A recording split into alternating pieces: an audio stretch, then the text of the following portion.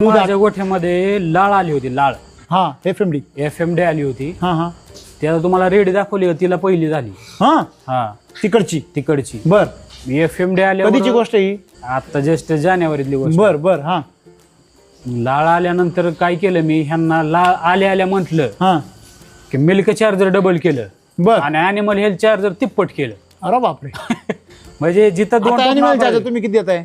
एक सकाळी आणि संध्याकाळी मिल्क चार्जर असं मिक्स असतं. आणि किती देते मी एका जनावराला? 100 50 50 ग्रॅम animal animal health असतं. आणि मिल्क चार्जर 100 100 ग्रॅम. जनरली लोक म्हणतात की मिल्क चार्जर महाग आहे म्हणून आम्ही म्हणून वापरत नाही. महाग नाही, मी स्वतः माझा रेटचा मालक आहे. स्वतः तिथं बोर्ड लावलाय, तुम्हाला दिसेल. हा 1 मे पासून 75 रुपये. पुढच्या वर्षी तोच रेट 80 रुपये असेल. तुमच्या मनाने रेट वाढवता? माझ्या मना क्वालिटीज आहे माझी तशी दुधाची.